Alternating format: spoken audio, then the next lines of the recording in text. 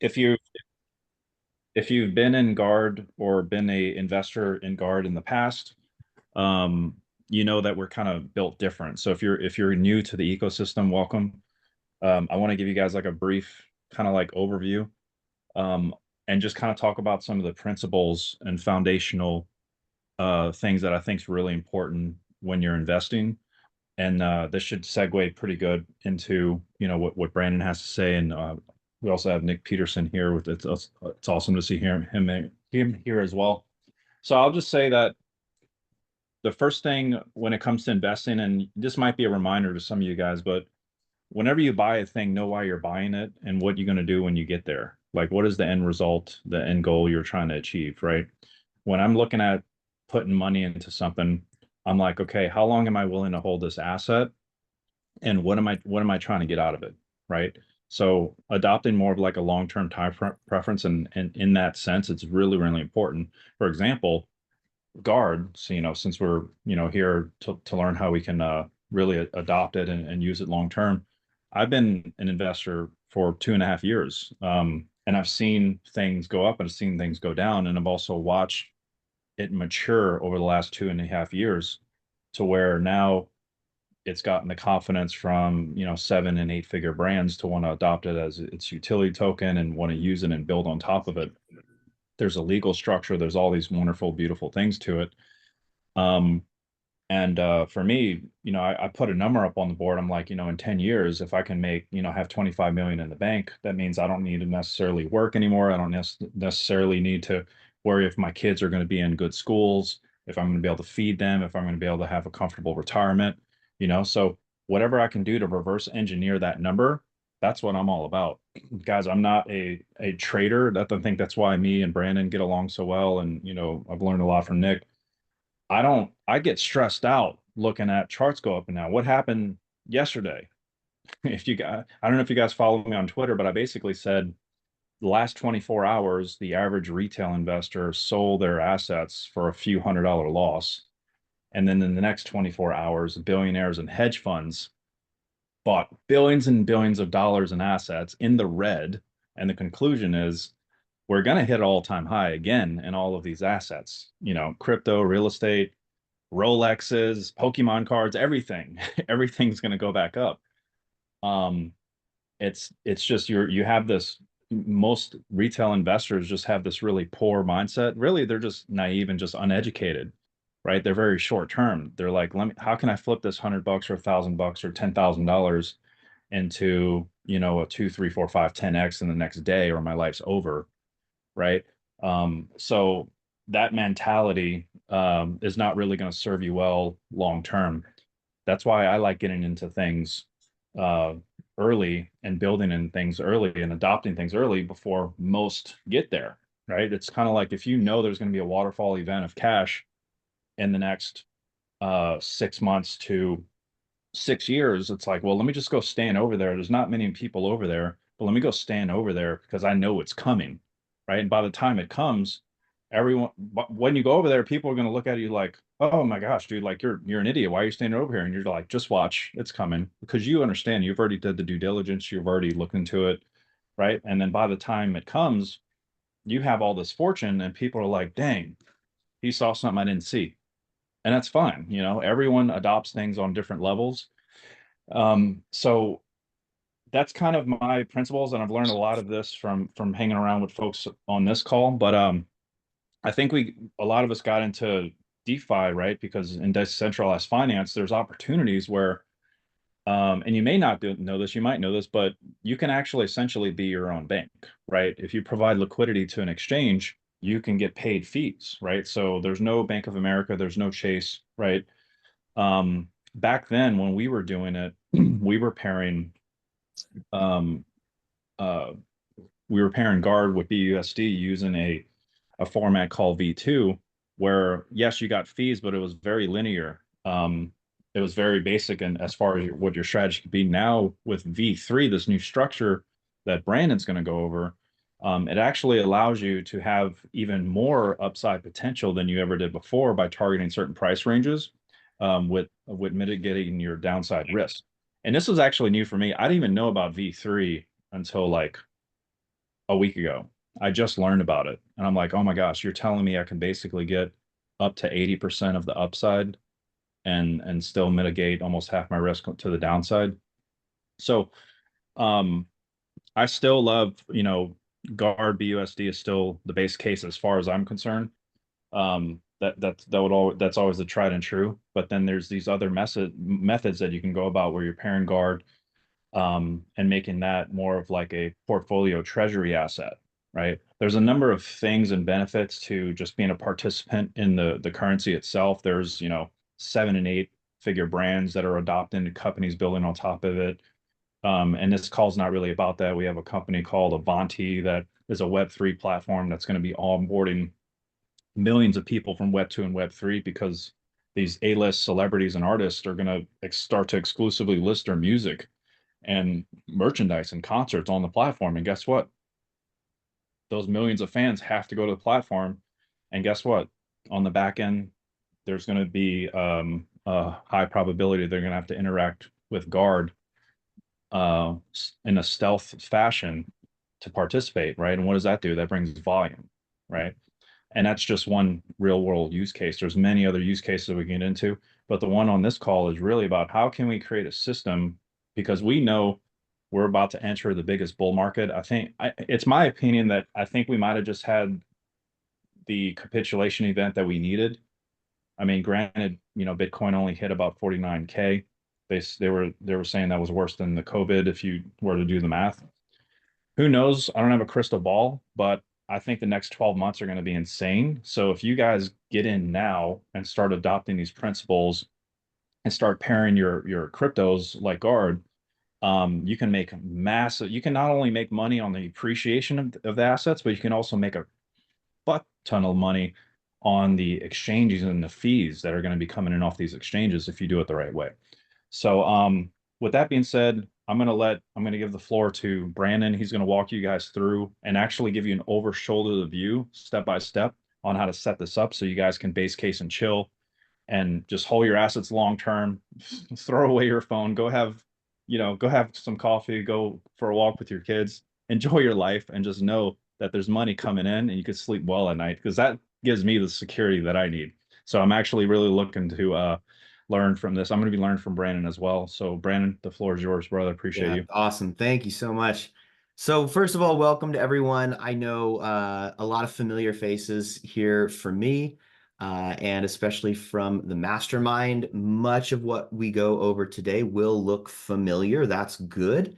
It might be even a little bit of review, but there's never any harm in taking a closer look at the essentials and reminding ourselves why they are the essentials and why they work so well. So I'm going to pull my little whiteboard over here, share the screen, and we are going to dig right in. Okay, so at the heart of this, we're talking about the base case. Okay, this is not a phrase that I coined, it's been around for a while. And primarily, it's built on this idea of risk mitigation, meaning rather than constantly chasing more, and the most possible upside, which exposes us to additional vulnerabilities and risks, we're rather going to paint a picture of a pathway that is still incredibly profitable, lucrative, but prioritizes ultimately risk mitigation. So as we're going through the various pathways that I'm going to outline here, just keep in mind that that's one of the priorities here. For those who are Guardian Academy or Guardian Tier and are familiar with that whole world, you're very likely familiar with closer over more, meaning what are the action steps that I can take that get me closer and closer to what I want gradually, incrementally over time, rather than always just chasing more. Okay, the more is the moonshots where you get in and you want 50x, but when it gets to 50x, you're like, maybe I can get 60, maybe I can get 70, and it's a very stressful place to be. And of course, what ends up happening is you don't end up with the more that you were chasing. In fact, more often than not, you end up with less than you would have gotten if you had prioritized risk mitigation. So to that end, I'm going to be giving you two pathways today, and they'll be for primarily, we'll call it the guard maxi. Like you love guard, you're all in, you want more guard. Like this is part of your huge part of your portfolio. And then we'll also do guard fan, meaning, hey, I like guard. I want it to be an integrated part of what I'm doing, but I also have a lot of other assets that I'm holding and a lot of other things that I'm doing. Great. Either one is fine. Doesn't really matter. I'm not here to tell you like buy guard and only guard. I'm here to give you a big picture perspective and to show you like, hey, this is an integration point where guard can be a part of that. So first of all, yes, just quick review. We are talking about V3 liquidity. And for those of you that are maybe newer-ish to crypto in the last, I don't know, 6 to 12 months or so, you might not even know about V2 liquidity. The basic premise is in the old school way of being a liquidity provider, you were providing liquidity on a range from 1 to infinity. And as you fluctuated back and forth between that range, you would collect trading fees. And but ultimately, you always had a balanced ratio of both of the assets that you were pairing and providing liquidity for. Versus V3, what we now say is that I'm going to provide liquidity for, they call it concentrated liquidity, for a very limited range. Okay. And let's say this is going to be Bitcoin and USDC. Then I want to provide liquidity for Bitcoin at 45,000 all the way up to, let's say, 70,000. Okay. So as long as Bitcoin trades in that range, as a liquidity provider, I am going to be collecting a portion of the trading fees that are generated when that pair gets traded, Bitcoin for stablecoin, stablecoin for Bitcoin. Now, here is the magic of V3 liquidity. As I get closer to this end of the range, my liquidity position will gradually get converted. The ratio between the two assets will gradually get converted to more and more stable coin, to the point where when I fall out of range on this end, my position will now be 100% USDC. And similarly, if I fall out of range on this side, my position will be 100% Bitcoin or whatever other asset that I am farming with. That's just sort of a background to all this. I want you to keep that in mind because especially when we talk about guard BUSD or guard USDT, that will come into play in a huge way when we talk about exit strategy. Yes. Okay, cool. I'm not going to monitor the chat while I'm going. So guys, if you drop a question in there, just know like I'll get to it later down the road, but won't be monitoring it during the content here. So let's talk about the guard maxi pathway first, meaning you're a massive fan of guard. You want to be a guard liquidity provider, and you want a pathway to not only invest, but to also realize those gains on your way without putting sell pressure on the chart. Why would we want that? Well, because we want to attract more investors to guard if that's the play that we're making. And part of the way we do that is to make it very attractive in terms of deep liquidity plus low sell pressure on the chart. So those are all very attractive for traders and investors. So we would say, all right, here's my first pair, and it is going to be guard slash, and I'm going to put USDT here. It could be BUSD, and down the road, we're going to have other liquidity pair options for guard, specifically on other networks. For now, the example that you'll see later on is just going to be the BNB chain, and we're going to do a guard USDT pair. Now, the range is the strategic part here. We would say, okay, right now, as of today, August 6th, guard is sitting around 20 cents or so. So I want to create a liquidity pair I want to enjoy earning trading fee income on my way, meaning every time a trade happens between these two assets, I get a portion of that. But I also want to plan long term what my exit strategy will be. So I would say, okay, I know that Guard has a 50 million total max supply, and that means that $50 Guard is a $2.5 billion market cap. And what does it come out to? 10, no, $20 Guard. $20 Guard is a $1 billion market cap. So, for example, I might say, well, Guard is 20 cents right now.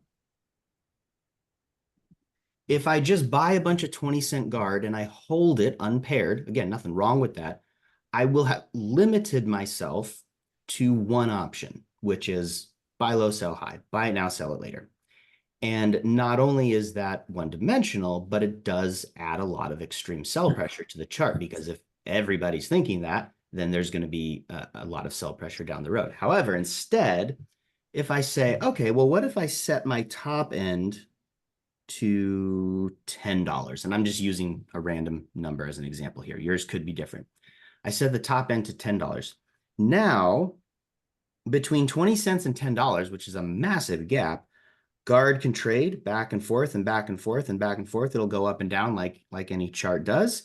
And then eventually, at some point, we anticipate, very strong likelihood, based on what we know about Guard and where it's going, that it will go beyond this $10. So what happens is, let's say I put in $10,000 in a Guard USDT pair or a Guard BUSD pair, and I just relax and I just let it do its thing. While it's trading up, I'm going to be collecting a portion of those trading fees. And I'll show you some examples of APRs and what those can be on some assets here in a bit. And then at some point when it falls out of range, that means my position will be converted to 100% USDT. I can remove liquidity, and because it's a stable coin pegged to the dollar, I've now, after I've removed liquidity, I have now confirmed and realized that gain. Okay. So what it means is I'm able to enjoy another bonus income stream via the trading fee income. And I don't have to worry about a big sell off at the end of the day, which would put lots of sell pressure and dips on the chart. Because when I exit here, guess what? My liquidity has it's already been converted, even though I didn't sell it back for USDT. And when I first saw this, for me, that was the big moment when I realized, oh, okay, this is something completely different now. I don't just have to play this buy low, sell high kind of a game, especially with an asset like Guard, where I just want to stuff a bunch in there and then just whoop, let it ride, let it do its thing. And then when I get all the way over to here, then I'm good. I've gotten what I want. Okay, so that is the liquidity position that you open. Then on top of all of that, so here's our pair, our base pair. On top of all of that, I am going to also be earning some trading fees as a result of being a liquidity provider. Those trading fees will be paid to me in the form of whatever two assets I'm providing. So in our first example here, I'm going to get paid in Guard and USDT, two separate assets, and they'll be unpaired. Then I have some options. Okay, option one is to compound. This is the short loop. If I compound, it means I'm in effect harvesting the Guard in USDT, pairing that Guard in USDT, and adding it to my base liquidity. Okay. Probably if you want to play the longer term or midterm game and just say like, hey, I'm going 20 cents to $10 or 20 cents to $10 or $20, whatever it is, this is a really good pathway to take because now you can just compound and like keep it growing and it just goes right back into the base pair. The other option, option number 2 here, would be to pull these out and say, okay, cool. I'm going to pull this out. I've got guard, I've got USDT, and I'm going to add this to what I would call a bull run portfolio. Meaning I might keep the guard in USDT to sell off at a later point, or I might swap it for a different asset that I am also interested in acquiring long term. So yeah, you have some options here, but the point is to say, rather than just compounding back into the base pair, you can take, if you are here, please mute yourself. I'm getting some feedback, some like double. Okay, I think it's gone. Cool.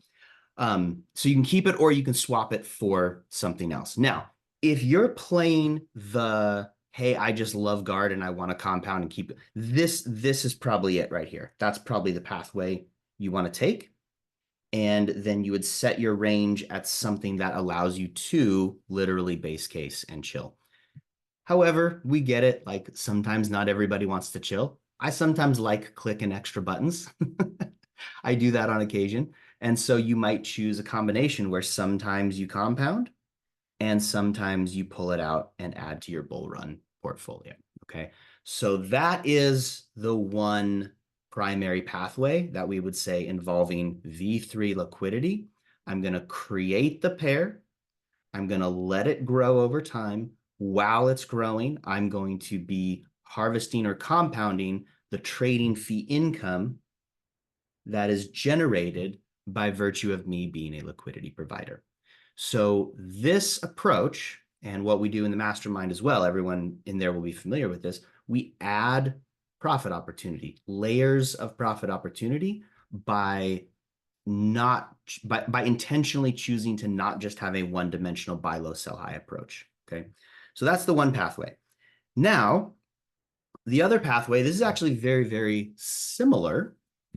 But for the folks who are like, yeah, I've got some guard LP or, I don't really want that. There are other options. You could, for example, and this is a big part of the approach in the mastermind as well, is we'll take 2 blue chip assets, and I'm just going to use an example of Bitcoin and ETH here because they're super easy and highly correlated.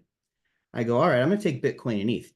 These are 2 assets that I would anyway hold unpaired long term because they're fantastic and I like them and I want more of them. So now I can pair them together, provide liquidity, choose my range, whatever that might be. If I ever fall out of range on either side, I'm chill because I'm getting converted to either 100% Bitcoin or 100% ETH. I'm okay with that. But what happens is now, by doing that, same as before, I generate trading fee income. Then I would say if you're still a guard fan, well, great. You can take that trading fee income. You can acquire guard plus XYZ asset, whatever it might be. Originally, it'll be paid to you in Bitcoin and ETH. So then you would swap that for other preferred assets. So guard plus whatever XYZ asset that is could be USDT. And then we would use that to create the liquidity pool. And then we're right back here. Okay. So I know it's a lot of like boxes and diagrams, and it's very like sort of overview of the approach. Let me show you an actual real world example of what this could look like. Okay. So for those who are unfamiliar with Crystal, this is just one app. Okay. And I don't want us to get caught up in like, oh, you have to use Crystal every time. It's just one great tool. There are other tools. There's Crystal, there's Aperture. There are some other liquidity management platforms being developed right now. And at some stage, those might be some recommendations as well. But the point is you have options. One of the reasons I like Crystal is because it allows us to search and find what liquidity pools are currently available along with estimated APRs. Okay. So if I were to type in, and this, by the way, I'm on the Arbitrum network right now, just as like an example, you can select any one of these networks and search on there. But if I want to pair up Bitcoin and ETH, I would say, okay, well, it's going to be wrapped Bitcoin. And I want to pair that with ETH. And this will immediately show me right now what's happening in the market with these two assets and some estimated APRs that are being paid out right now. Okay. So the first one I'd say, okay, this is on Camelot, which is one of the primary dexes on the Arbitrum network. And we're paying out 64%. And I can hover over the bag and I can see that, well, that's mostly fees, 57% in fees, and a little bit of incentive from the Merkle protocol. Great. You could open this position directly on Camelot, or you could open the position via Crystal. You would still be opening the position on Camelot, but you can use the Crystal interface to help assist you in setting that up. So what you'll notice, first of all, is TVL and 24-hour volume. TVL, 3.6 million. That's how big the pool is. And 24-hour volume, 14.1 million. Okay. Now, the next one down on Uniswap, TVL 32 million, 24-hour trade volume 16, right under 69 million. So that's a good volume to TVL ratio. And we're getting about a 38.69%. Now, with Bitcoin and ETH specifically, I would consider anything over 30% APR like really, really good because those are two highly correlated assets. A lot of people want to provide liquidity for them, and there's a lot of people playing that game, which is good because there's also a massive amount of trade volume. And the actual 24-hour fees, 34,000 in this case, in this one pool, those are determined by the volume to TVL ratio. Meaning, if we anticipate that over the next 12 months, the trade volume might go up for a pair like Bitcoin and ETH, which I think it's pretty safe to say the trade volume will definitely go up in the next 12 months, then it's safe to say that the volume will increase, which could very likely lead to an increase in the APR as well. Okay. So I'll give you one more example of a different asset because I have a position in this layer 0, ZRO, and ETH.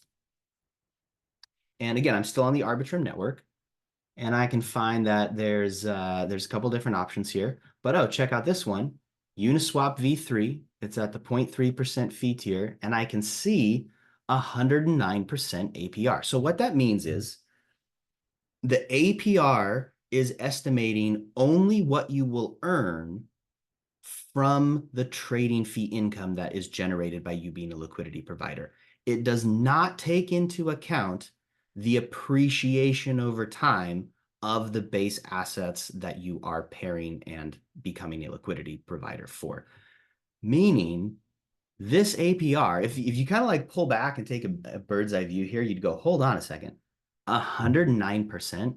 And that's just the one layer. And then there's all these other layers on top of that. Then if you were to combine that, let's pull this over again, combine that with this, and we say, oh, what if I did ZRO plus ETH, and then I started generating 100% APR, and I just immediately put that right into Guard and stablecoin, Guard and ETH, Guard and BNB, or Guard and whatever, okay? You can see how this starts to layer and compound very, very quickly. In fact, we have one Mastermind member here. William, I might call on you in just a second, just to quickly share your experience if you're willing to share some of those details. And not to highlight, oh, look one guy, he's so great. Just to say like, hey, the power of the process is this. Okay, so we've got the APR there. Oops.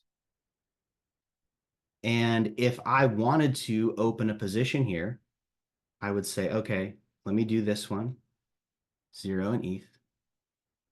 I gotta pull my window out a little bit. And I could scroll down and it would ask me to set my range.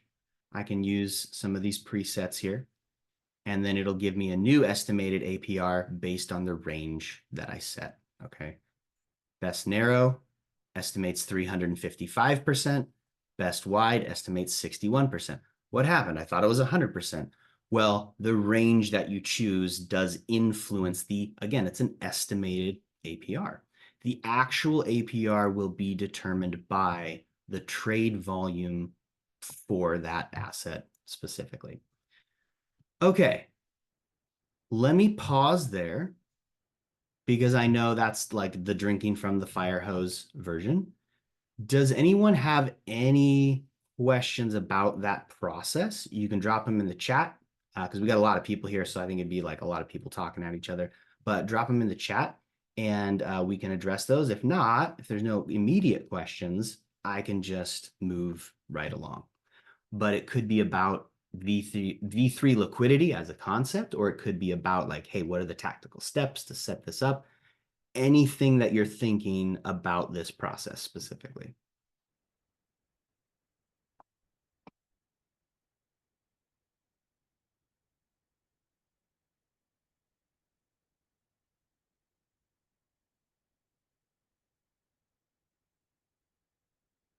No? Okay, cool. I'll just carry on. If you have anything that, oh, sure, go for it. Yeah, a quick question about the with V3, it's my understanding that it slowly converts from one pair to the other as price action moves. So the example of guard USD that I think you used in your previous video, if you locked in that 20 cents to $15 range, then it's going to be 99% guard, 1% USDT. And as that price moves, let's say we're halfway through there, we're like $5 or whatever my example was. You're halfway across that range.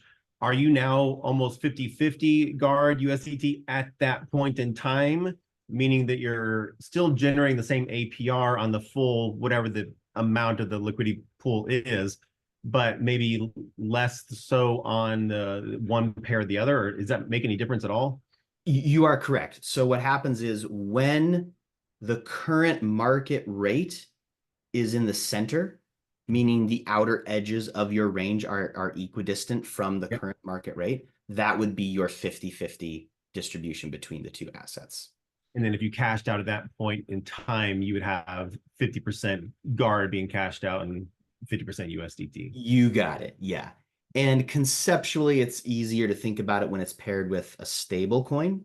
Yeah. In some of these other examples I was giving, Bitcoin and ETH or Zero and ETH, they're a little more correlated, meaning the range is expressed as a ratio between the two assets who fluctuate independently of each other related to the dollar. So what that means is, in the case of Bitcoin and ETH, they're doing their thing, but gradually over time, they're highly correlated. So they kind of go up together. So you can actually stay pretty much in the middle of the range if you set it up right with, a little bit of fluctuation. But because if they're both going up, you're not going to fall out of range if they go up more or less together because they're still the same ratio between each other. So that's one of the other variables that comes into play here where you say, okay, I might have a guard USDT pair. That's great. But I also might want to provide liquidity for a different pair with two highly correlated assets that I don't have to monitor all that often because they're highly correlated. Got it. So the way you think through the two different scenarios, there would be very different, meaning like the guard USDT, if you started with round numbers, 1,000 guard and $1 USD, whatever the ratio would be. At the very beginning, halfway through, you'll be at 500 guard and let's say 500 USD, dollars, whatever it may be. So you kind of trade the APR for what could have been the value of the other 50% of the guard if you were just to hold straight guard in your wallet, correct? Correct, yeah. And part of the benefit of doing the liquidity provider with guard and stablecoin specifically and riding that wave up is you still get to enjoy the appreciation of guard, but you're not putting undue sell pressure on the chart. Because everybody wants to think, oh, I'm just going to hold an asset unpaired and then like sell it off at a later time. But there's a lot of nuance that comes into play there. And the asset itself becomes more attractive to more people as they see the gradual incremental growth over time. So you're making it more appealing for more adoption down the road while still enjoying a risk mitigated gain. Now, that being said, in another video from the Guard fan club that I went over, I said, hey, here's my recommended distribution for Guard specifically.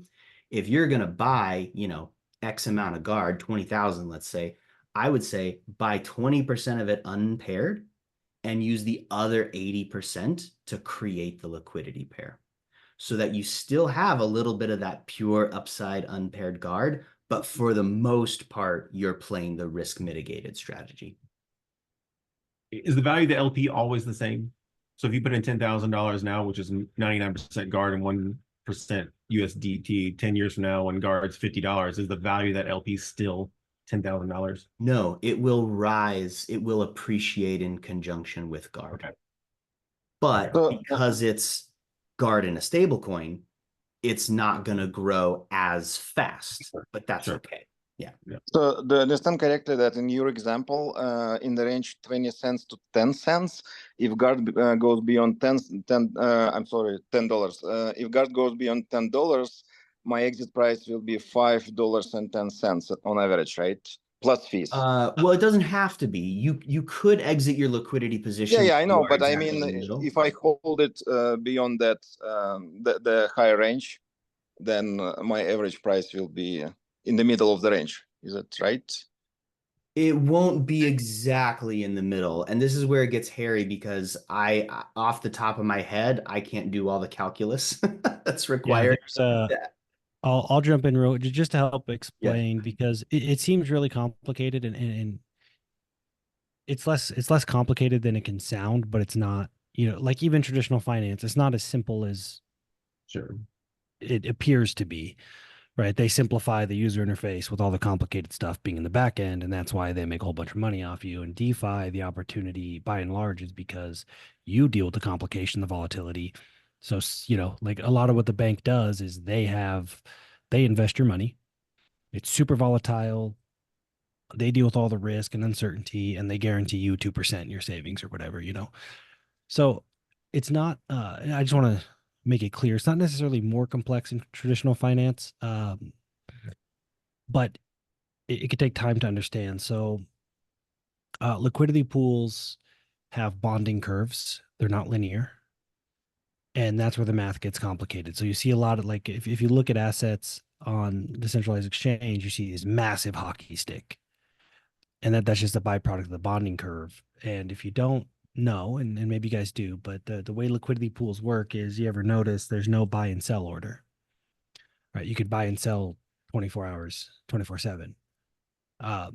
So you're basically when you buy Guard, let's say, you're putting USDT into the liquidity pool and you're taking out Guard. And when you sell Guard, you're putting Guard in and you're taking USDT out, which ultimately that's where the price comes from. So my guess is you're pretty close, but it won't be exactly $5.10. And you can Google like the bonding curve of a decentralized exchange, and there's a few different ways exchanges are. I don't know what V3 is, and you can get the calculations for the bonding curve if you want. But it won't be. It'll be very close to your $5.10, but it won't be exactly that. Yeah, that's pretty much sufficient. I just need reference estimate so that I can kind of see what approximately I can get if I follow that. So yeah. And you just want to remember, because this does come up a lot, and I'm going to use Guard as an example because that's what we're talking about. And I'm obviously very familiar with it. This comes up a lot where it's like, okay, what about the but then I won't get all the upside of the asset if it appreciates. And that's, you also don't get the downside either, right? It's like putting a collar on an option or something. But to Brandon's point, in my opinion, one of the biggest benefits of an opportunity like we have in DeFi is the explosive upside. There's so much asymmetry to the upside. And asymmetry to the upside, the benefit is you can make smaller bets and still get huge returns. So I like Brandon's strategy of, 80% paired and 20% not paired. And there's like this loss aversion. Like people stress out about, what if card goes to $1 gazillion and I don't realize 100% of it? It's like, well, if it goes to $1 gazillion, the 20% you have will be plenty, right? Like that's the opportunity, is the options and the upside. You have more optionality. You could take smaller bets and still realize huge gains. And you really got to fight, in my opinion, you really got to fight the greed monster. Like once you start doing the math, you start getting a little greedy. So, I hope that's helpful. But it if you are interested, and you don't have to know this, it's just helpful if you're that, if it's your personality. It's helpful, and I think Brandon teaches this really well, to understand how buying and selling into and out of liquidity pools is different than what you might be used to if you're going to, Robinhood or whatever, put in buy orders and sell orders and all that stuff. So yeah, hopefully that's useful. Liquidity, the V3 liquidity is a very unique opportunity. It provides a tremendous amount of options. And to Brandon's point about kind of the range, I think it's really helpful. And this is a whole thing that I'm sure Brandon talks about. We talk about in the Garden Academy and stuff. It's really helpful in the crypto space to know what you believe. Like, I'll give you an example really quick. If you have Bitcoin and you sit here and you say, I know Bitcoin's going to be worth $1 million in 2030. So I want as much as possible. And then Bitcoin goes from 70 grand to 50 grand. If you have a negative feeling, then you got to go sit with yourself and figure out where the disconnect is. Because if you truly had conviction that Bitcoin's going to be $1 million in 2030 and you want as much as possible, you would be ecstatic that it's cheaper. Oh, yeah. Right. So there's a lot of that where it'll help you say, okay, so you set this position now. In Brandon's example, which was just an example, it's not, he just kind of pulled these numbers together. You really have to decide, do I have conviction in, again, in this example, guard's going to be $10. If yes, then you can just chill. And if the volatility is bothering you, then one of the best things you could do for yourself, in my opinion, is to sit down and figure out, what do you really believe, and not, what timeline are you thinking on? And so I think the strategy, I think V3 liquidity, the new tech, all the stuff, DeFi is such an amazing opportunity.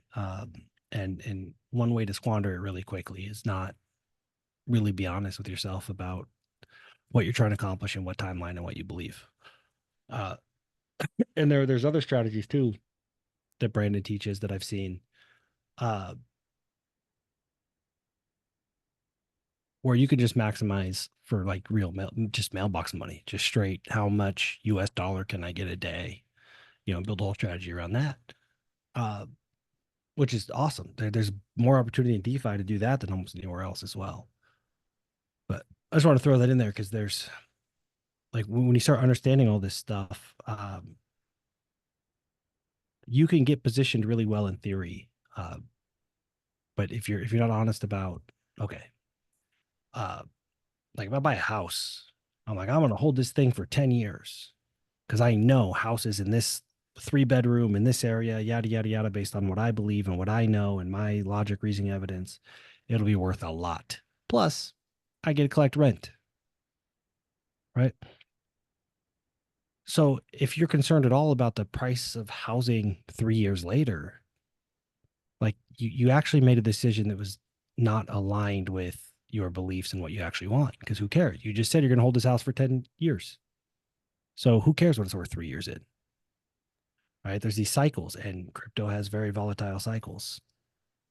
So that's what Brandon's teaching, all the variations of it, hopefully helps mitigate some of the emotional roller coaster, where you say, look, whatever asset's trading in this range, I don't care if it's up or it's down, I'm collecting trading fees either way. First of all, you know, price of the house doesn't matter. I'm collecting rent. And all that really matters is what it is, 5 years, 10, whatever time frame that you made that decision on. And so by creating so many different ways to win, and if you can understand those ways, they don't all have to happen, but by understanding there's so many ways to win, in my opinion anyway, one of the biggest values is you can kind of start to override that fear and that greed and that impulse, and you go, it's okay as long as I'm in this range. Whatever, I'm collecting fees. In fact, even if the asset depreciates, if I just sit here long enough and it trades within this range, I'll get my money back on fees. And so you see that we have a lot of videos on, so I can't tell the response, but that's kind of the whole, all right, well, the biggest risk to you is not that the asset goes up or down. The biggest risk to all investors, especially in this space, is they have an emotional reaction to the movement. And that's the biggest reason people go, man, I wish I would have done this. Like, I wish I would have held Bitcoin. Well, you didn't because you got scared, because you didn't actually know what you're investing in. And then as this tech evolves, there's just more and more ways to mitigate the risk, right? To hedge the downside a little bit. So I think it's brilliant. I love, similar to Doug,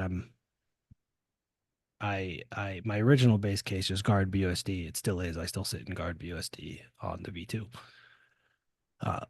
So I was introduced to V3 recently, and there's a tremendous amount of opportunity. And I think you could compound that opportunity if you could fight your impulse to try to get rich really quick. So hopefully that makes sense. Yeah, that's really good. I wrote down the emotional reaction to the chart equals risk. And it's true. Like, we don't want to admit that that's us, but I've made poor impulsive decisions before in the past.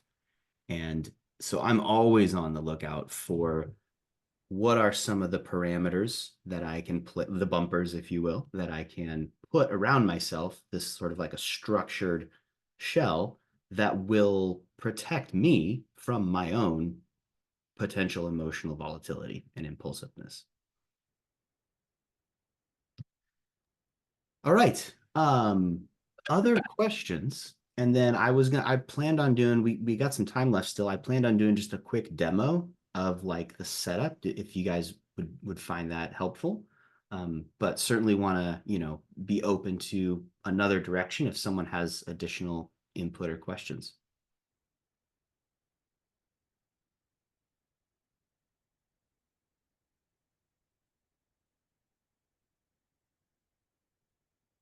All right.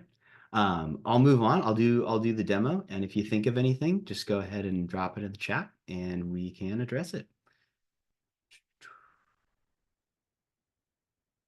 All right. So the demo I'm going to do is for setting up a guard USDT liquidity pair. And I'm actually going to show you directly on PancakeSwap. There is another demo video in the Guard Fan Club Telegram group where I show you via Crystal how to do that. But I'm going to show you directly on PancakeSwap. So the address here, pancakeswap.finance.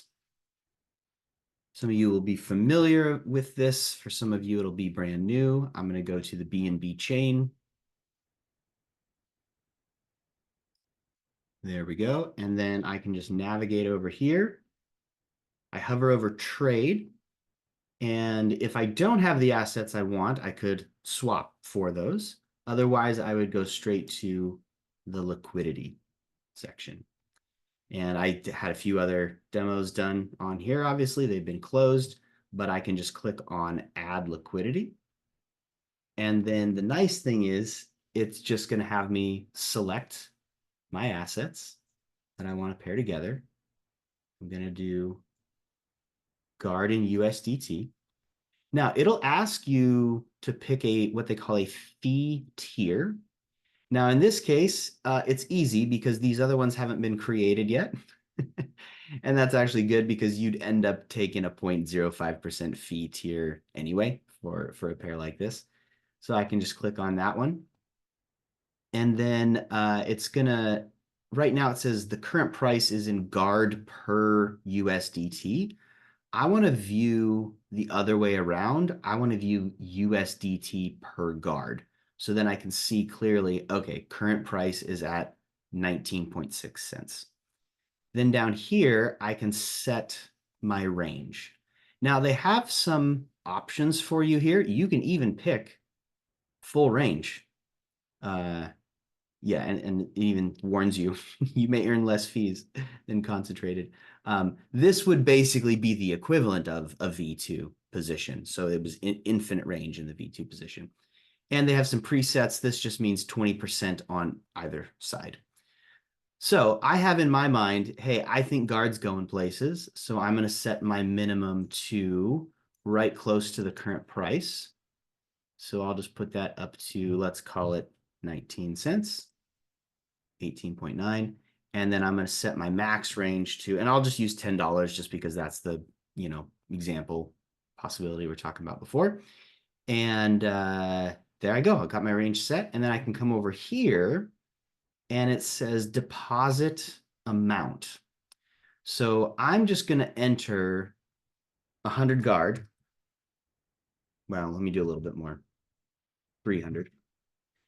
And it's telling me, hey, that's worth right now, that's worth about $59.50. And the equivalent USDT that you will need to complete this pair is $1.19. And that is usually the case. Usually if you set a range that isn't equidistant from the current market rate, if you set a range with a massive cushion to the upside, typically you'll be over 90% of the one asset and 10% or less of the other asset. So basically what we're saying here is this liquidity position initially is mostly guard.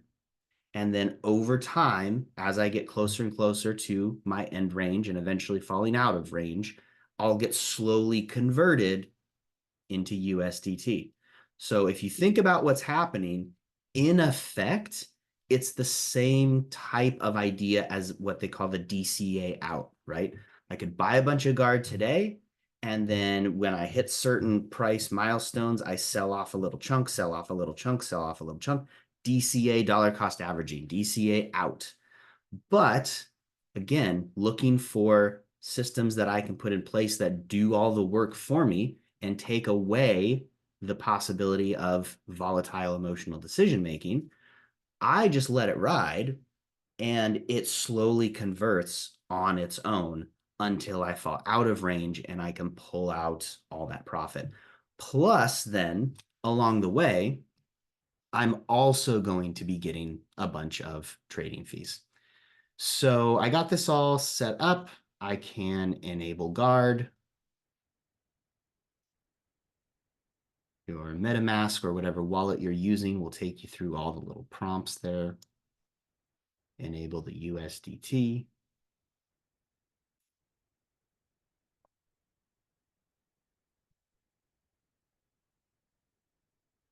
And then once I've got this all set up, I can just add the liquidity. Gives me a quick review. Add.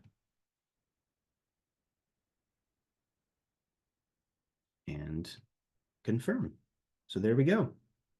Have liquidity. I can close this up. And then I can go to back to my main liquidity. And here is my new position. Now, when I click on this, I get some stats.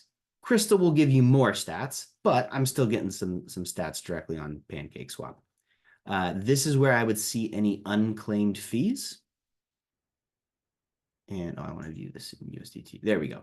I can review the range, and I can also add or remove liquidity, and I can also collect my fees.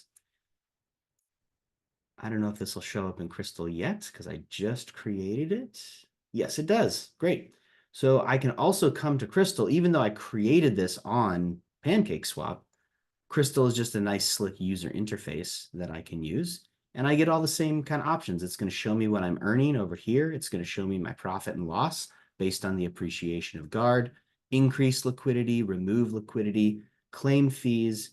And then if there were fees to claim, it would present me with a compound button as well.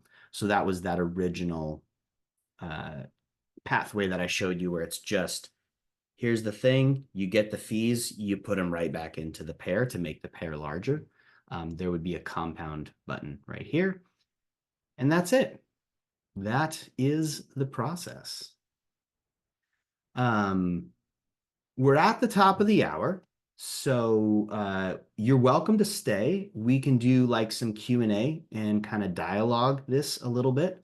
But if you're under time constraints, you need to bounce, totally understandable. The replay will, of course, be available. And if you want to set up this pair on your own and you want the tutorial, obviously you can just jump to the last couple of minutes and review it there.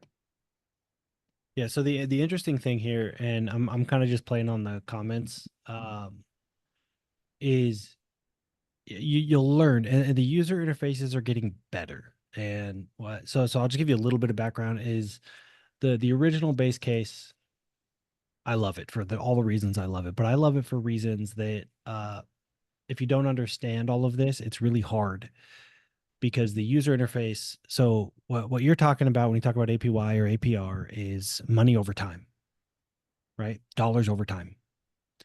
The blockchain is not programmed in dollars or time. It's programmed in blocks, which every chain, the block time is different. So it's programmed in assets per block. So our brain is so wired to think how many dollars per day, per month, per right, dollars per time. And the blockchain is how many assets per block. Now those assets are fluctuating in price all the time. Where a dollar is always a dollar, these assets are always fluctuating. And block times vary. So what you see on the old UIs and a lot of the ones that still exist is you're seeing a UI that's trying to back calculate the best it can what this would extrapolate out to over time. But the truth is it's always fluctuating. So you don't get a good read. So that's one. Is you kind of want to understand what you're reading. Now, I think Crystal and some of these other apps have done a much better job of helping people understand what they're actually earning. Like the dashboard now shows you everything in US dollar relative to like your actual return when you invested till now. The old UIs don't do that. They don't show you.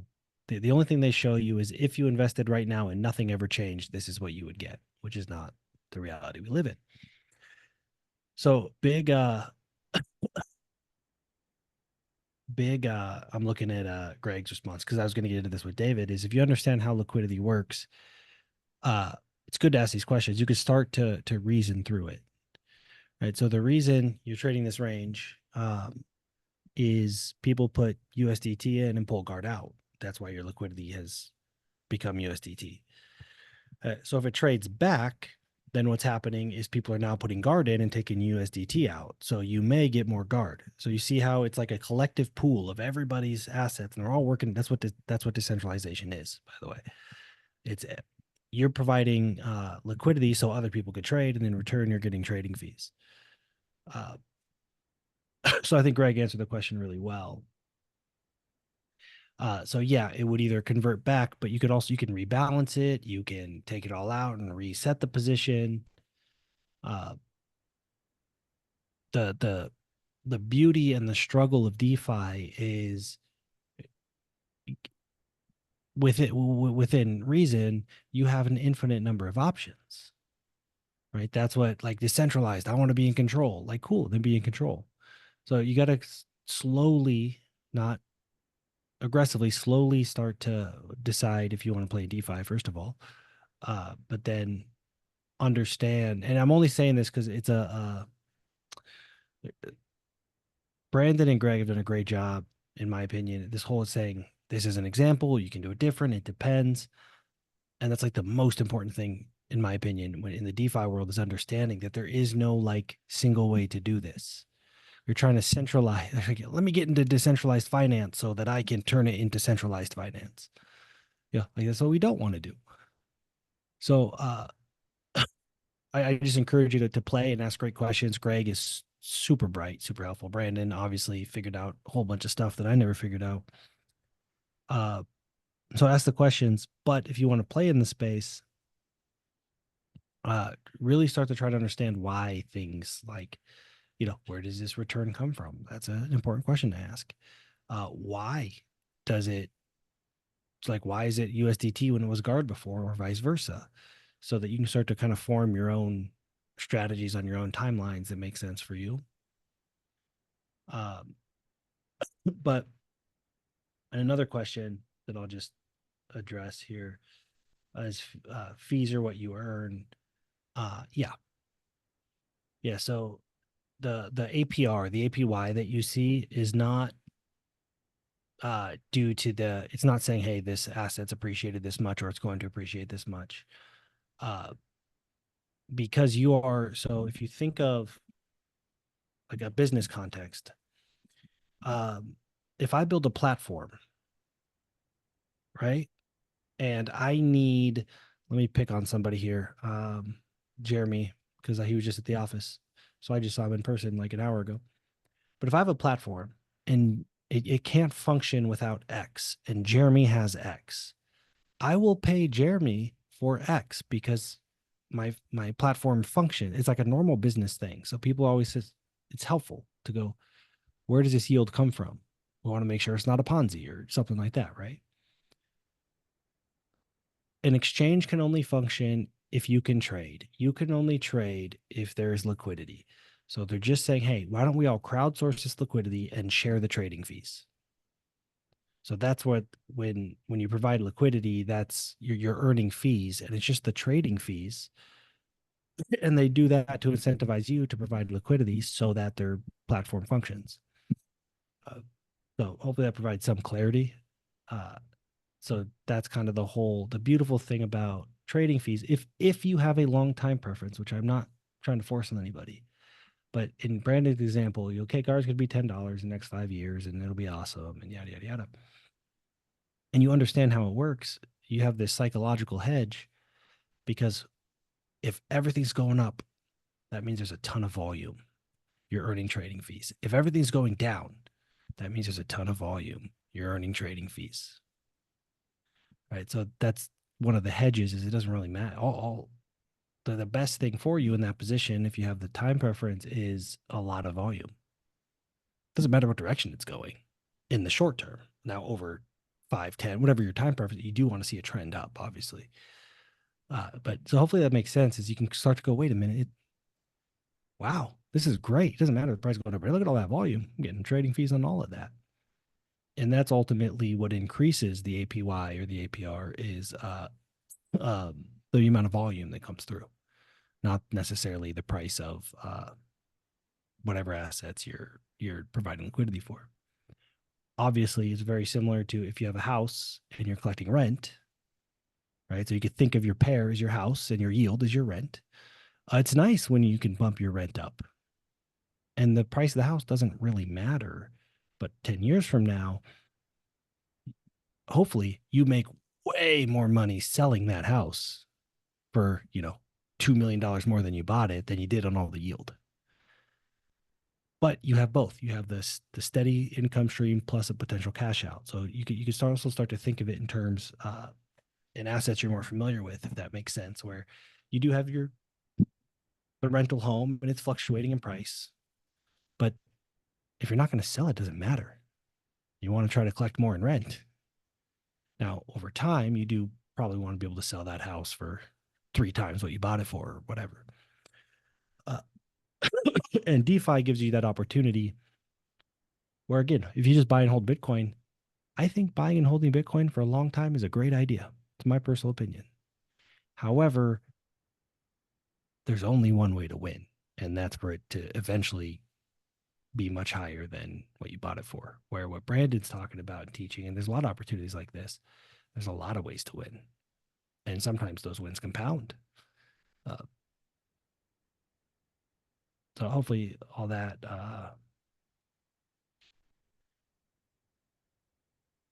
makes sense looking at these comments here. Oh yeah. Hi, my name's Nick.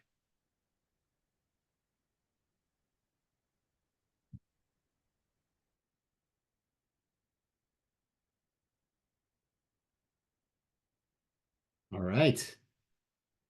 So I think at this point, I'm going to stick around for a little bit longer in case anyone wants to chat more about any of this. I purposefully, left a cushion of time after this session in case anybody wanted to stick around, jam for a little bit. But otherwise, yeah, JB, for sure. Hey, sorry, I was trying to type and my fingers were not keeping up with my brain, so I had to I just had to wait in line. Uh, I just had a question about the fee tiers. Yeah. Is that kind of like keeping the big kids on the big kids bus and the little kids on the little kids bus, and so that you don't get this like wild fluctuation of with the structure, so that if somebody else is like gunning for trying to take as much guard out or whatever, they're messing with it's like the whole 1 minute for hot water, 2 minutes for cold, and you're always it's going like this all the time. Is it kind of akin to being able to set your own APR or APY? Uh, Kind of, yeah. So, and you can read up on this on Uniswap's site actually if you want like the deep dive. Okay. But the shortened version is with V2 liquidity, there was only one fee tier option. And I'm pretty sure it was 0.3%, if I remember right, or 0.25% or something like that. So then with V3, there were other fee tiers, meaning that the trader is going to pay slightly more for that transaction and a slightly larger portion then gets paid out to the liquidity providers. Now, the catch-22, of course, is if the fees go too high, then the traders are less likely to use that pool. And they go, Right. I'll go over to the 0.3% instead of paying 1% over here. So typically, and you'll see this on a lot of user interfaces on exchanges, the 1%, they'll say, hey, this is probably more for like what they call exotic pairs. It really means like the meme coins. Like, for example, dog with hat and soul. That was a 1% fee tier for a really long time because typically they still want to incentivize liquidity providers, but initially there's not as much volume, so they need to produce a little bit more trading fee income in order to incentivize and pay the liquidity fee providers. So you'll typically see the 1% for the exotic pairs. You'll see a 0.3% for heavily traded pairs. You'll see a 0.05% for like blue chips and popular assets plus a stable coin. And then you'll typically see a 0.01% if it's like stablecoin or something of that nature. Sometimes even like a Bitcoin or an ETH pair, there will be like one pool that's 0.01% and one pool that's 0.05%. Did that help? It's kind of a long Yes. way to, okay. No, it's a lot. It's definitely, my brain is set to, the locked in APY thing. So I'm, it's a lot, but it's cool. I appreciate Yeah, you taking the the time, main man, thing to very keep much. in mind is the actual APR. So there's an estimated APR, of course, based on historical data, which isn't always completely accurate for projecting the future.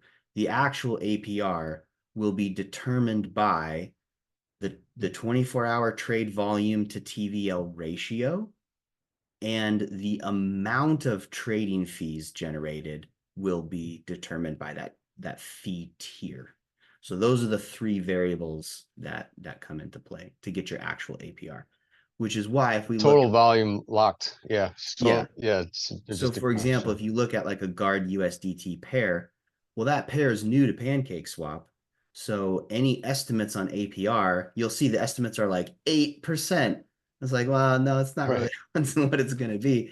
And again, if we anticipate that for any pair, really, if we anticipate Bitcoin and USDC volume going up over the next 12 months, which it likely will, then that in all likelihood, that'll boost the APR. And I would imagine the people that are new to this they'll get used to the idea of, the market going up and down like this. If you're in a liquidity pool and you're getting fees, anybody can go and look at any exchange like CoinGecko and see that, the volume is massive. Yep. Even though, the price has gone down really fast, and that means that there's been all kinds of activity on all the exchanges, and it's really a way to cash in. And volatility can be your friend. So don't be afraid. Exactly. Thank you. I appreciate it. You got it. So here's another, Brandon, do you mind? I don't want to hijack all your. No, go for it. Yeah. So a question here says, what do you like better, Guard or Polygon, and why? I'm assuming by Polygon, and I'm just going to kind of reason through this. This is a very difficult space to get into, so there's certainly no judgment or anything. So I'm going to kind of go the long route. I'm assuming by Polygon you mean the Matic, which is the token. Polygon is a network powered by Matic. So if you're saying just as an asset, what do you like better, Guard or Matic? I'm going to say Guard because I'm a total Guard homer. People might like Matic for different reasons. But more importantly, from an infrastructure standpoint, they're different. They're entirely different assets with entirely different purposes, different supply, different function, different maturity. Polygon's older. So you'd be earlier on Guard, you'd be later on Polygon, on Matic. So the reason I say all that is it's helpful to first you start. You don't have to overthink it. You can do exactly what Brandon shows you, or you can do whatever strategy. But over time, understand that these assets, at this point in time, especially if you're serious about DeFi, which you may not be, the whole thing is kind of like we don't want them to be securities, right? And so that's what most DeFi people in DeFi is like. They don't want it to be security. So technically, there's no fiduciary responsibility to maximize the value of the asset, and that's important because you say, okay, well, Apple stock exists, so I could buy it, and somebody has a fiduciary responsibility to increase my investment, do everything they can. That's not necessarily true in crypto. Nor is it a commodity, meaning in commodities, somebody grows the rice and ships it, and then on the other end of the trade, somebody actually receives a big pallet of rice. That's also not crypto. So the assets, even though they're all like commodities, are all different, but they're similar in that sense. There's actually somebody that ships it and somebody that receives it. And securities are all different. Like Apple's different than Nvidia, but they're similar in how they're regulated, and you can compare them, right? Like I wouldn't compare Apple to Nvidia anyway, because they're different things, but they're more similar than crypto assets are. So all that to say, from a farming perspective, you'd have one answer. What do you like better? You'd say, from a farming perspective, you say, because you could pair Guard. If you couldn't decide between Guard and Matic, you could pair them and have them both. Right. So then you're saying, okay, maybe you're talking about a pair. Would you rather pair it with Guard or Matic? Well, depends. You're probably going to get more volume pairing something with Matic that's not Guard. And I just share all this because I think one of the traps people get into is they buy assets without understanding the properties of that asset. So Bitcoin, for example, has a very, very, very small supply relative to everything else. That's one of the reasons. I mean, the fact that it's brilliant and it was first and all that stuff, but that's one of the reasons why people expect such a supply shock in this massive. There can never be more than 21 million Bitcoin. And if there ever is 21 million Bitcoin in circulation, which there can't be, but if there was, that number would continue to go down. Because if somebody loses their wallet or loses their keys or drops their hardware wallet to the bottom of the ocean, like that's all circulating supply going down. So Bitcoin's unique in that aspect. So you can't really, you don't really want to say, okay, so if you had to choose between one or the other, what do you choose, Bitcoin or Dogecoin over a long period of time? It's like, well, you need to tell me more about what you believe in and why you make decisions, because Dogecoin has a huge supply, enormous supply. So it's going to behave differently than Bitcoin. So if you pull up CMC and you look through, it's like BNB is has different properties than XRP. Very different functions. So I'll tell you I like Guard better. I like it because it has a small supply. I like it because it's super early. I like it because there's not a lot of hype. And remember, when there's hype on something, you're already late. That's that's my operating system anyway, my heuristic. So but I'm also a Guard maxi. I'm a total Guard homer. I love it. I have an emotional attachment to it. So take it with a grain of salt and do your own research, but do understand that these assets were not created. Some of them were, a lot of them are, but fundamentally, these assets are not created as investment vehicles. They actually have utility, and a lot of the projects and the games and the like TrueBit, for example, TrueBit is designed to be the security layer for Microsoft. And so why does it have a token? Because that's how they incentivize people to secure the network. So it's designed for a very specific reason, to incentivize random people from around the world to secure the network. It is not designed to be worth more. It might be, but that's not what it's designed for. Ethereum is actually similar. So hopefully that makes sense. There's certain things that have the properties of a longer term investment, like Bitcoin. In my opinion, Guard has those properties as well. There's some other assets that do. Matic has an enormous supply, and it has Matic is a network. Polygon's a network.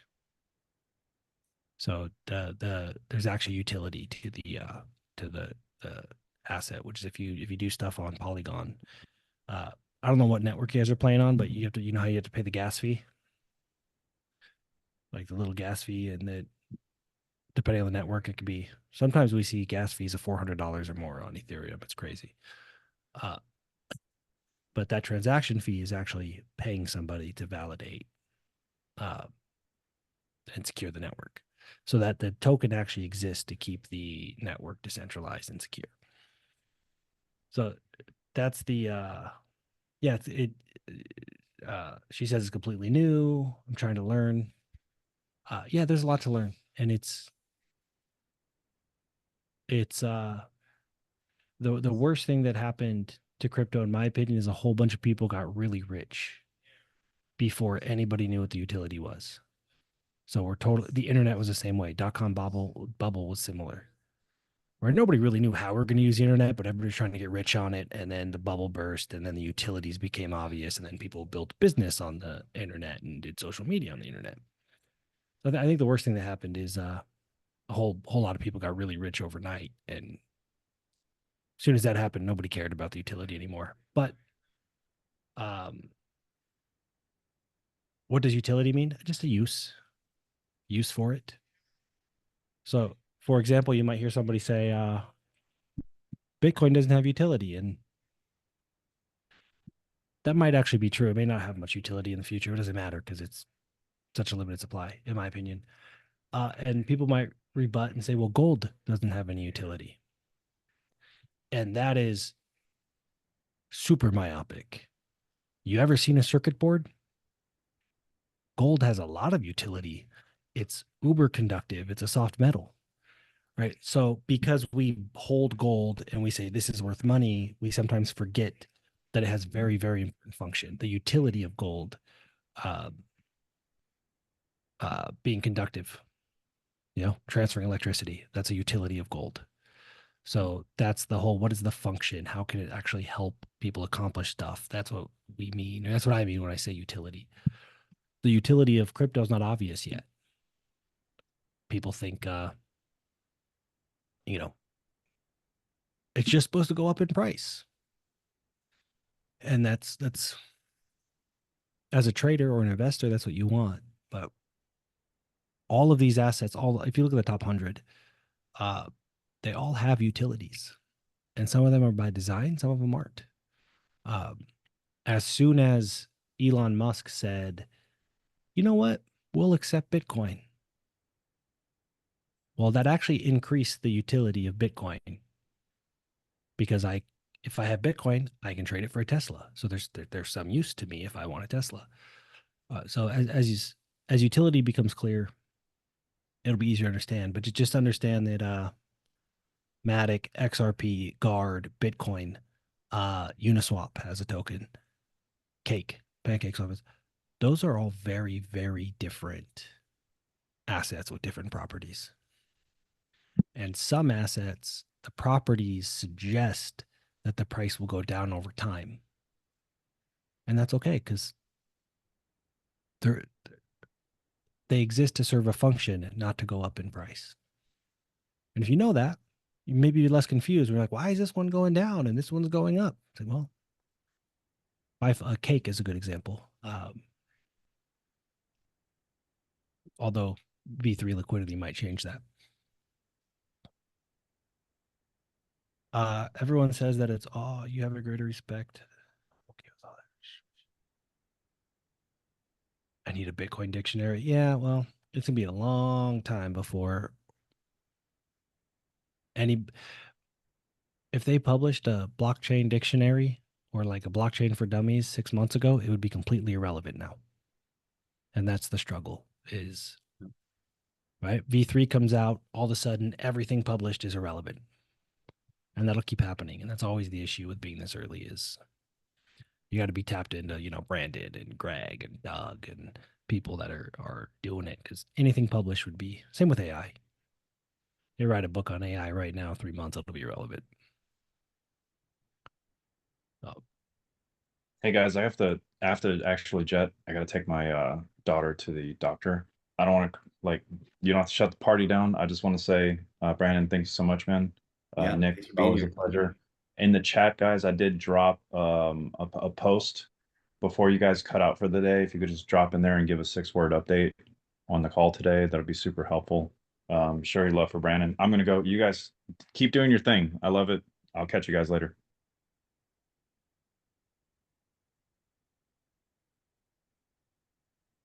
So Yeah. hopefully that was a good answer. It's just realizing the properties of the asset. What is the supply? And I'm sorry, Brandon, I think I cut you off there. We say, what is the supply? The more limited the supply, generally, the more likely the value to the market goes up. What is the strategy? If you're farming and you're making $1,000 a day, you may not care about the assets that are paired. Like it just may be irrelevant to you. And so, just thinking through what am I trying to accomplish and all that and asking good questions. Brandon and Greg know this space as good as anybody.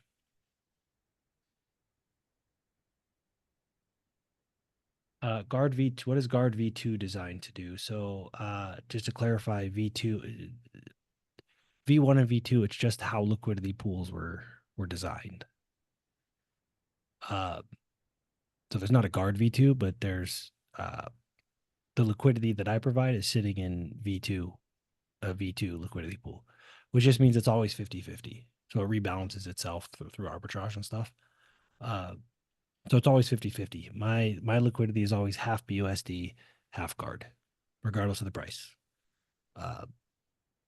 So that's, all the things that Brandon just showed you can't do on V2.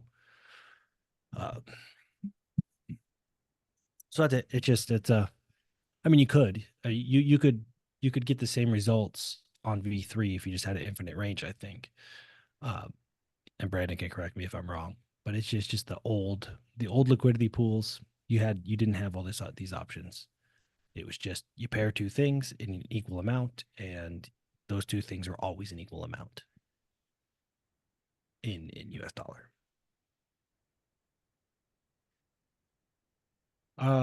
Web 2 and Web 3. Yeah, I think Web 1 was like the internet. I think Web 2 was like video and social media and all that stuff. It's like the internet we're used to.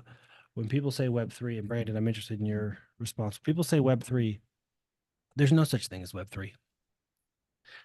I'm just going to call it what it is. There's no such thing as Web 3. We use it because people like it. It kind of encapsulates blockchain and crypto, but the concept of Web 3 is a decentralized internet. That's really what it is. So, you know, but here we are on Zoom. Zoom's not decentralized, or everything Brandon just showed you, Crystal, all that stuff, it's sitting on Amazon Web Service, not decentralized. Right. So there is no Web 3. But people use it. We call it Web 2.5, where it's like there's aspects that are decentralized. The stuff, you know, you go and you play with crypto, it's decentralized. But it's still sitting on Safari and or Google Chrome or Amazon Web Service. So when people say Web3, they're either talking about crypto, blockchain, or decentralized internet, or all three. But that's the difference. Is Web2 says like a bank is like Web2. It's like this centralized authority is handling it. And what Brandon just showed you is like Web3. Remove the middle person. The fact that we crowdsource, like none of this works if there aren't many participants. Right? So if we don't have a lot of people providing liquidity, most assets will not have any liquidity. So that's like kind of the Web3 versus a Web2 would be more a privately held company, publicly traded company. There's kind of central figures that have a very specific responsibility in that ecosystem, whereas in theory, Web3 is like, hey, look, we have all these tools, but we all have responsibility to participate in order to make it work. We all share the risk. We all have to, there's no, you know, Amazon is very much what we would consider Web2. Amazon's like, you make a mistake, it's fine, we'll refund you. Right? Web3, when people say Web3, they're talking about the extreme. Okay, well, you don't want Amazon to make a whole bunch of money off you, then you have to be responsible. So if you make a mistake, you make a mistake. So that's kind of the idea is like, okay, you're pissed off that all these people are making money off you. Well, they're making money off you because they're protecting you. So forego the protection and you can make all the money. Or, you know, you can make the decisions. So that's the struggle now between Web 2 and Web 3 is, you know, Web 2.5 is like some protection, but some responsibility. The world we live in now, the Web 2 world is very much, again, you ever, the customer is always right type thing. Amazon, credit cards, and it's great. The reason that a lot of these things, a reason a lot of these things exist, or a reason a lot of things make a lot of money. Sometimes they're just capitalist pigs, and they can, but they're protecting you in some way, shape, or form. And so, extreme Web3 is saying, "Stop protecting me. I'll protect myself, but I want all the upside." And that's probably not a realistic world for most of the population to live in my opinion, but who knows? Okay. Reworded. What problem? I'm assuming what problem was a Guard Foundation designed to solve? The Guard Foundation. I'm trying to think how far back to the Guard Foundation was designed to solve for sufficiently decentralized. So Guard has been used in a currency, and everybody has all these ideas, and what we didn't want, or what you know, Guard didn't want, is to say, hey, look, we're in DeFi, but this one person or this group of people makes all the decisions. So the foundation itself exists with the legal structure and the governance and all that to facilitate sufficient decentralization. So they got a treasury with a bunch of money in it. What do we do with it? The community votes. Nothing passes without a vote. So the foundation itself is actually trying to live by the kind of the decentralized ethos. And you can see most assets are foundations. People just have no idea. Like, go to Ethereum Foundation. Very similar. ApeCoin Foundation, Arbitrum Foundation. Well, that's the function of the foundation.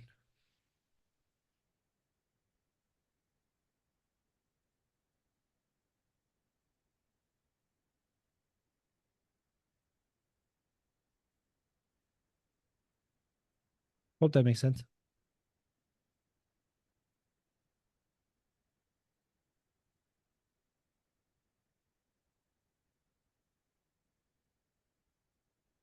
Yeah. All right. Well, I got to jump on my team meeting. I went way over, but I like hanging out and talking about guard. Cool. Appreciate you guys. Yeah. Thank you. Right. Thank you. All right. All right, everyone, we're going to wrap it up. The replay will be available maybe later today or tomorrow. I will post a replay link into the Guard Fan Club, the Telegram group. And for those in my mastermind, obviously I'll be posting the link over there as well for everyone to access. Good stuff. Thank you, everyone, for participating. And remember, like, this is an ongoing dialogue as you dive into this. And if you want to start participating, specifically being a liquidity provider, jump right in and ask questions. You know, if you're struggling with something, if there's a button you're not sure about, if you go to Pancake Swap and you're like, oh my word, I feel so lost. If you go to Night Swap and you're not sure what to do, where to click, drop the question. Could be in our Success Finder group. It could be in the Telegram group, whatever the case. Don't be shy about it. Like, we're here to help facilitate everyone's growth and learning, and we'll always do that to the best of our ability. So let me see. Yes, Rocket Raccoon, you're welcome. Vivica, you're welcome. Hey, Brandon, I want to I see there's a couple of people that are kind of new to this whole thing. And I think one of the best suggestions I ever took when I started out in crypto was you keep one wallet with the stuff that you want to save, and then you keep another wallet with some smaller stuff to play around with. You don't use the wallet that you have all your big bucks in when you're starting out, because you're going to make mistakes, period. We all have. So if you're going to try some of this stuff, I would suggest to absolutely set yourself up with two wallets, label them very well so you know which one you're using, and then play around and see what happens. And then you're not losing a ton of money, and the lessons are less expensive. Yes. That was all. That was my. Especially if you do want to dabble in the meme coin space with assets that were launched very recently, or you're doing a lot of trading, like, yes, typically having a separate wallet for that purpose is a very wise pathway to take. All right. Thanks, everyone. Have a great afternoon or evening, and we'll be posting some updates on future live sessions like this. So keep the eyes open. Have a good one. See you later.